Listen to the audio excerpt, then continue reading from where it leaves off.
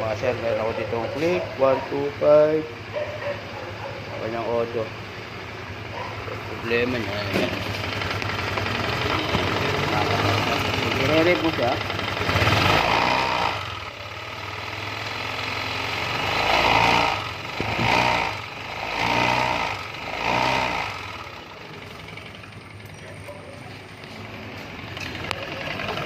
At mo kumakatat.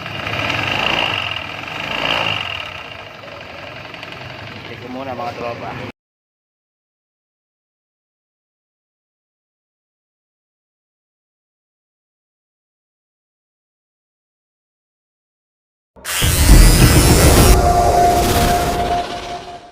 So ito, sabi nung nagdala is nag-warning daw yung temperature niya dun sa overheating. So ang napansin ko sa kanya, kaya siya nag-overheat dahil dito. Kasi nalusaw na yung plastic niya. Nag-leak na yung kanyang kulang. Matagos yung kulang. So natuyan dito ng kulang.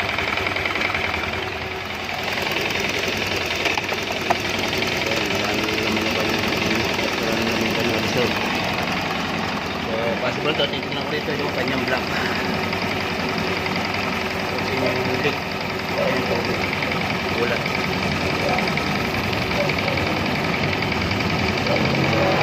Dito na lang uli kayo mga tropa.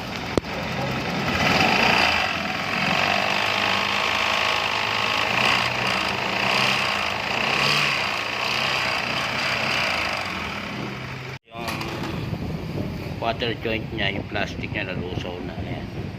Tapos yun. Tapos yung kayo sa may block. Ayan. Hindi na nakapasok yung kulat sa loob kasi nagbara na.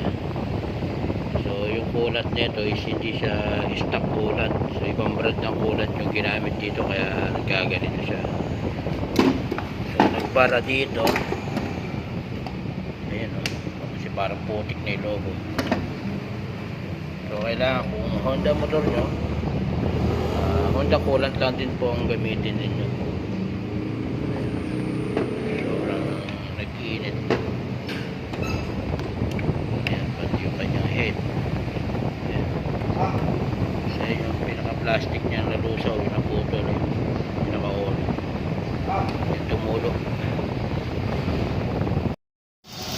So mga tropa, okay na. Ayan, kahit naka minor lang siya ngayon, wala na yung ingay niya.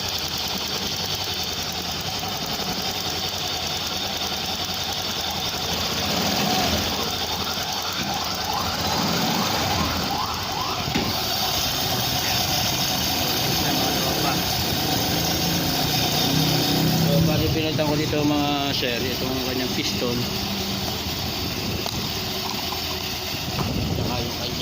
Piston ring. Ayan, pinita ko rin to. Piston. Tsaka yung kanyang block. Bago na po yung block nya. So kailangan kung maglalagay po tayo ng kulat, gagamit tayo ng kulat is kung ano po talaga yung kulat na naka ano sa kanya, yung po yung gamitin natin. Honda kulant, kung Honda motor nyo, Honda kulant, o kung Yamaha, Yamaha, para hindi po tayo magka-problema sa ating makina. So ayan, okay na siya. Magkano lang naman po yung kulant niya. Compare po natin sa magagastos sa block, piston ring, valve seal. So yun lang mga repa. Alright.